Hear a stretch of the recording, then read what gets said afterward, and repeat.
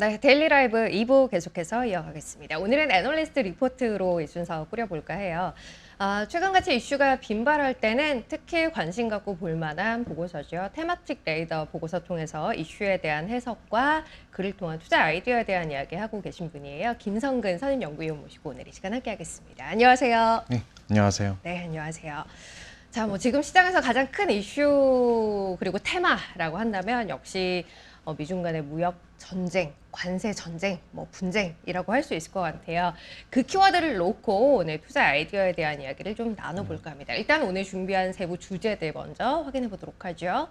자, 미중 간의 마찰이 일단 지속되고 있어요. 현재 어떻게 진행되고 있는지 현황을 좀 살펴보도록 하고요. 이런 불확실성이 있는 구간 안에서 우리는 투자 전략 어떻게 가져가야 할지, 그리고 중국과 관련한 리스크가 있는 상황에서 어떤 부분은 좀 조심해야 할지, 이런 이야기들 좀 나눠보도록 하겠습니다.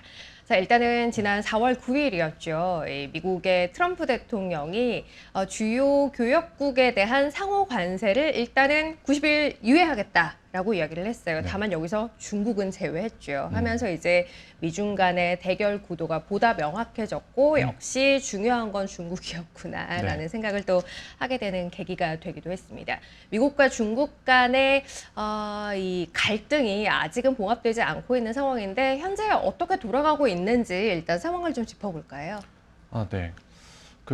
말씀 주신 대로 유엔했는데 이제 중국만 좀 제외시킨 상황이고, 사실 이제 중국과 관련해서는 계속해서 좀 관세율 관련해서 서로 이제 상향하는 그런 움직임을 보이다가 이제 최근 들어서는 이제 관세율로 대응을 하기보다는 조금 양국 간에 어떤 좀 약점이 잡히는 그런 부분들이 좀 있거든요. 네.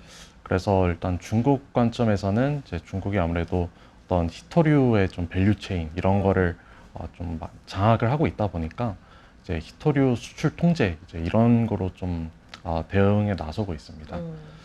그리고 이제 미국 같은 경우에는 아무래도 중국이 이제 AI 모델 측면에서는 최근 좀 성과를 좀 많이 보였지만 그 반도체 기술력 측면에서는 여전히 좀 그 격차가 좀 남아 있기 때문에 중국으로 계속 좀 첨단 AI 칩 관련해서 좀 수출 규제 이런 거를 좀 강화하는 그런 흐름으로 좀 나서고 있고, 그리고 이제 물론 이제 미국 정부, 그러니까 트럼프 행정부 입장에서는 중국에 좀 협상하자라는 그런 유화적인 제스처는 간간히 좀 취하고는 있는데 중국이 약간 좀 장기전에 좀 대비하는 그런 모습도 보여주고 있어서 미중 간의 그런 갈등 양상은 당분간 더 지속될 가능성이 높다라고 판단하고 있습니다. 장기전에 대비하는 모습이 중국 쪽에서 보여진다라고 이야기를 하셨는데 구체적으로 어떤 부분에서 그런 힌트를 얻으셨을까요?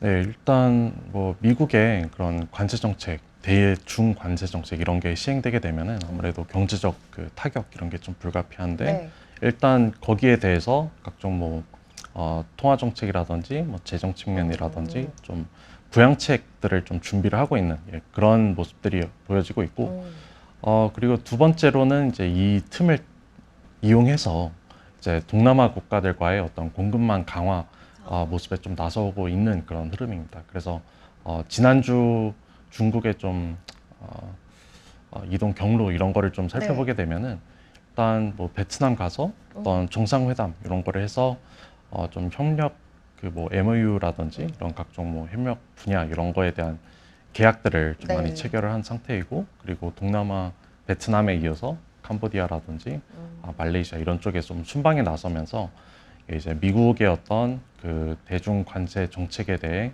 그런 경제적 타격을 좀 완충할 수 있는 그런 조치들을 지금 준비하고 있다라고 보시면 될 것 같습니다. 중국 입장에서는 이제 내 편을 좀 공고히 하는 작업을 하고 있는 상황이기도 하고, 내부적으로 봤을 때도 이 미국과의 갈등으로 인해서 닥칠 수밖에 없는 경제적인 부담에 대해서 부양책이나 통화 정책 등으로 이제 좀 이걸 좀 완화해 나가려는 움직임을 보이고 있다 때문에 중국 입장에서 지금 현재 상황에서 아주 빠르게 벗어날 계획을 갖고 있는 것 같지는 않다라는 이야기를 하신 것 같아요. 좀 전에 이제 표로 보여드린 게 미국과 중국 간에 이제 여러 가지 이야기들을 주고받으면서 관세를 얼마까지 올렸느냐라는 부분에 대한 표인데요. 보시듯이 이미 관세율이 100%를 훌쩍 넘겼어요. 그래서 여기서 이제 얼마나 더 이 관세를 높이는 게 실효가 있을까에 대한 의문은 있는 상황이고 하다 보니 말씀하신 대로 각종 수출 통제 등의 다른 조치들을 이제 또 네. 각자 내놓고 있는 상황인데 간단하게 이야기해 주셨어요. 뭐 중국에서는 히토류 그리고 미국에서는 AI 관련돼 있는 기술들 반도체 뭐 이런 쪽에 대해서 수출 통제를 한다. 그런데 이제 이런 조치들이 나오면서 반대급부로 보면 또 관련해서 수혜를 볼 수 있을 만한 반사 수혜에 대한 기대를 갖고 있는 쪽들도 있어요. 네, 그걸 좀 볼까요? 그 대중 측면보다 좀 전반적인 어떤 뭐 관제로 인한 좀 반사이익을 좀 기대할 수 있는 그런 분야를 하나 꼽을 수 있는데 네. 그중 하나가 이제 어떤 좀 자동차 정비 관련된 그런 기업들이라고 볼 수 있을 것 요건 같습니다. 관세로 인한 반사 네. 이익 볼 수 있을 만한 곳. 아무래도 지금 뭐 90일 동안 유예가 되긴 했지만 한 가지 좀 제외된 분야 중이 그 섹터 특정 섹터에 대한 네, 그런 네. 관세는 여전히 유지되고 있거든요. 그렇죠. 그래서 철강이라든지 뭐 알루미늄이라든지 이제 자동차 관련 25% 관세는 유지되고 있기 때문에 그럼 이제 미국 내에서 어떤 좀 자동차 신차의 가격이 인상되는 거는 좀 불가피한 현상이다라고 보고 있습니다. 네. 이게 뭐 정확히 그 관세 적용 강도에 따라서 뭐 좀 달라진 경우는 있는데 그래도 어쨌거나 그 신차 가격이 앞으로는 이제 이게 인상되는 거는 좀 불가피한 그런 측면이 있기 때문에 그 미국 소비자들 입장에서 봤을 때에는 그러면은 이제 이거를 좀 신차 구매에 나서기보다는 좀 기존에 가지고 있는 어떤 자동차들을 좀 최대한 정비해서 그렇죠. 좀 오래 쓰는 네. 예, 그런 선택을 할 가능성이 높습니다. 그렇기 때문에 이제 그런 어떤 뭐 정비 관련 기업들 이제 뭐 오렐리나 뭐 오토존 같은 그런 네네. 기업들이 좀 대표적인 케이스라고 볼 수 있는데 약간 과거 어떤 21년도에도 그때는 이제 코로나로 인한 좀 공급망 차질로 인해서 신차 가격이 좀 빠르게 올랐을 국면이 있습니다. 그래서 그때 당시 국면을 좀 돌이켜 보게 되면은 한번 신차 가격이 오르고 이들 기업들의 매출이 뒤이어서 좀 오르는 그런 동향을 좀 보였기 때문에 네네. 예, 이번에도 좀 유사한 그 국면이 전개되지 않을까라고 저희 예상하고 있습니다. 오릴리, 오토존 같은 이제 뭐 중고차나 차량 정비 또 부품과 관련돼 네. 있는 기업들 같은 경우는 자동차, 뭐 철강, 알루미늄 등에 대한 관세율은 일단 그대로 적용을 했기 때문에 신차 가격의 상승과 맞물려서 좀 수혜를 볼 수 있지 않을까 이런 이야기를 해주신 것 같고 이외에도 관세 부과와 관련해서 저희가 좀 괜찮을 걸로 예상할 수 있는 섹터가 더 있을까요? 네, 그거 외에는 이제 좀 미국과 좀 중국과 미중 간의 이제 관계로 다시 좀 돌아와가지고 네. 미국이 이제 중국에 대해서 뭐 그 표면적인 관세율도 높였지만 어떤 그 소액 상품에 대한 관세율에 대해서도 새롭게 규제를 좀 강화를 했습니다. 기존에는 면제해주던 부분이 네, 좀 맞습니다. 있었죠, 소액에 대해서는. 기존에는 이제 $800 미만의 어떤 제품들에 대해서는 이제 관세를 면제해줘서 네. 어떤 소비자들의 좀 편의를 봐주는 그런 정책들을 좀 시행을 했었는데 이번에는 이제 중국 그리고 홍콩에 대해서는 홍콩에서 들어오는 수입품에 대해서는 그런 소액 물품에 대해서도 이제 관세 그리고 어떤 뭐 프로세싱 피 이런 것들을 물리겠다라고 네. 이제 발표를 했기 때문에 기존에 이제 이 그 면제 조항을 활용해 가지고 미국 내에서 어떻게 보면은 좀 빠르게 좀 파이를 키워가던 기업들이 네. 있었거든요. 뭐 테무라든지 쉐인 같은 네. 중국에서 값싸게 물건들을 들여와 가지고 미국에다가 좀 파는 그런 그렇죠. 마케팅 전략을 좀 취한 기업들이 있는데 이번 그 정책 변화로 인해서 가장 타격을 받을 기업들도 그런 기업들입니다. 그래요. 그렇기 때문에 이제 조금 더 미국 내 공급망에 좀 의존하는 좀 저가 소비 기업들이 좀 반사 수혜를 좀 받을 가능성이 높고 이제 뭐 아마존이라든지 뭐 월마트 같은 그런 기업들에 좀 주목해 주셔도 좋을 것 같습니다. 저가 물품에 대해서 면제되던 관세가 이제는 부과될 수밖에 없는 상황이 되기 때문에 중국에서 아주 싼 것들을 미국으로 수출해서 거기서 매출을 올리던 기업들은 타격을 좀 받을 수밖에 네. 없고 이제 대신에 미국 내에서 그에 대한 수요를 좀 충당해야 하기 때문에 저가 소비와 관련돼 있는 기업들은 나쁘지 않은 흐름을 볼 가능성이 있어 보인다라는 이야기를 주신 것 같고 미중 간의 관계 그 안에서 이제 또 볼만한 관세에 대한 이야기는 해봤으니까 다시 이제 다른 얘기로 넘어가서 앞서 이야기했던 수출 규제와 관련해서 수혜를 볼 수 있을 만한 쪽에 대한 부분도 좀 짚어보죠. 네. 제가 앞서 설명드린 대로 이제 중국은 미국에 대해서 그 히토류 수출 규제에 좀 나선 그런 네. 상태인데, 사실 그렇게 되면 이제 미국이 그 수입 의존도가 굉장히 높습니다. 미국이 필요한 히토류의 지금 한 80% 정도를 좀 수입에 좀 의존을 하고 있고, 네. 히토류 공급은 한 70%를 중국이 장악하고 있는 그런 상황이기 때문에, 이게 좀 미국의 어떻게 보면은 가장 좀 취약한 좀 약점 중 하나라고 꼽을 수 있는데요. 그렇기 때문에 이제 미국 정부 입장에서는 미국 내에 좀 자체적으로 히토류 밸류 체인을 갖추려는 그런 노력들을 좀 24년부터 좀 네, 본격화해왔고, 미국 내 이제 최대 히토류 광산이 있습니다. 그 마운틴 패스라는 광산이 있는데, 이제 이거를 활용해가지고 이제 히토류 생산량을 늘리고, 특히 이제 히토류에 좀 주목하는 가장 큰 이유가 이거를 이용해서 좀 연구 자석을 만드는데, 이제 이 연구 자석이 각종 AI 칩이라든지 장비라든지 뭐 첨단 무기라든지 경쟁에 반드시 필요한 그런 그 물품들의 좀 필수적인 그런 네네. 요인입니다. 그래서 최근에 이제 나왔던 좀 유의미한 성과 중 하나가 이런 연구 자석 생산량도 좀 미국 내에서 자체적으로 이제 생산되기 시작됐다는 그래요. 점이고요.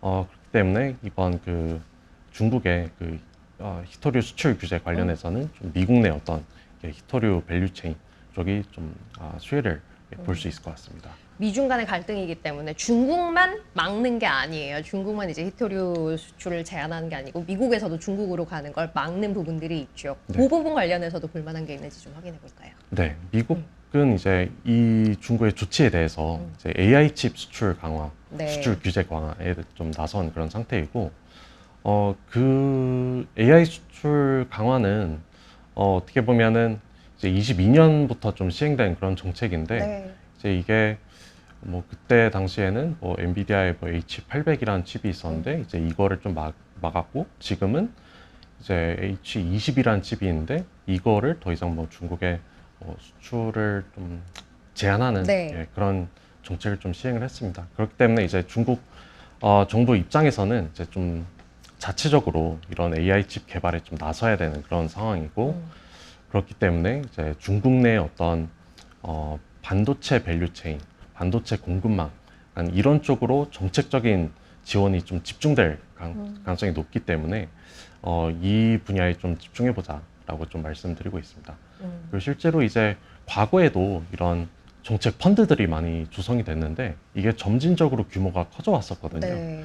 그래서 좀 앞으로도 약간 이런 그 AI 칩이나 뭐 반도체 산업이나 이런 데에 대한 중국 정부의 지원이 점진적으로 더 커질 가능성이 높기 때문에 미국의 어떤 반도체 수출 규제 강화에 대해서는 중국 내 반도체 밸류체인을 살펴볼 필요가 있다라고 말씀드리겠습니다. 중국은 히토류를 막았고 그로 인해 미국 내에서는 이제 히토류 관련한 밸류체인의 붐업이 좀 기대되는 상황이고, 미국이 AI 관련된 반도체에 대한 중국으로 수출을 막은 상황이기 때문에 이제 관련해서는 중국 내에서 또 반도체 관련된 기업들의 붐업이 기대되는 상황이다. 사실 최근에 증시 내에서도 관련된 기업들의 움직임이 또 포착이 되기도 했어요.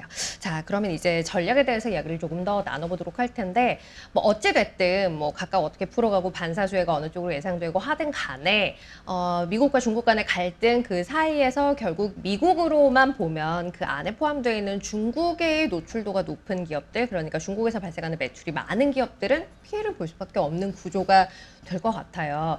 그러니까 조심해야 할 쪽과 관련해서 어떤 부분들 보고 계시는지 좀 네. 확인해보죠. 네, 크게 두 가지 측면으로 접근할 수 있을 것 같고요. 첫 번째로는 이제 말씀해 주신 대로 이제 중국 내 어떤 매출이 좀 높은 그런 기업들이 무역 마찰에 많이 노출이 되어 있는 네. 그런 상태입니다. 상위 기업들을 좀 살펴보게 되면은 전반적으로 이제 뭐 반도체 장비 기업들이라든지 뭐 IT 하드웨어라든지 이제 이런 기업들이 좀 대다수를 네. 좀 차지를 하고 있고, 뭐 이거 외에는 뭐 일부 에너지라든지 뭐 산업재 기업도 간간히 좀 섞여 있는 그러네요. 그런 상태입니다. 그래서 이제 저희가 아는 그 가장 대표적인 이름 중 하나가 이제 뭐 테슬라나 뭐 애플 같은 그런 기업들도 이제 중국 내 매출 비중이 좀 그렇죠. 상위권에 좀 위치한 그런 대기업이라고 보시면 될 것 같고요. 그리고 반면에 이제 중국으로부터 어떤 각종 상품이나 물자들을 좀 조달해서 미국으로 들여오는, 네. 그러니까 중국의 공급망의 의존도가 높은 그런 기업들도 이런 미중 마찰에 좀 많이 노출이 되어 있습니다. 그래서 그런 기업들 관점에서 봤을 때에는 어떤 미국과 뭐 중국의 그런 그 교역, 상품별 교역을 이제 보시게 되면은 이제 미국이 중국으로부터 좀 수입하는 가장 큰 상품들이 이제 각종 전자기기 같은 게 그러네요. 이제 네. 있고요.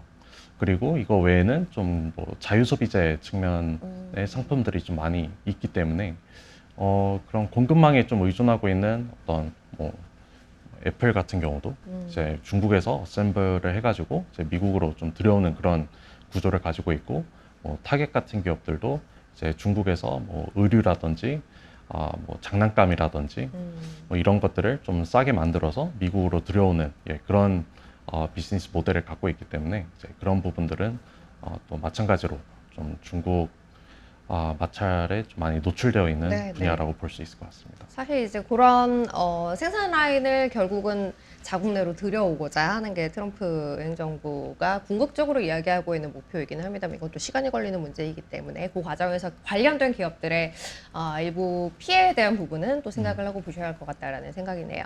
자, 마지막으로 이렇게 관세 정책과 관련한 불확실성이 커져 있는 상황이다 보니 시장의 변동성도 굉장히 높아져 있고, 지금 말씀드렸던 여러 가지 고민해야 할 부분들이 많은 장세예요. 이 안에서 투자자들이 조금 뭐 상대적으로 안정감 있게 투자를 하려면 어떤 전략을 가지고 시장을 보셔야 할지, 그에 대한 조언 부탁드릴게요.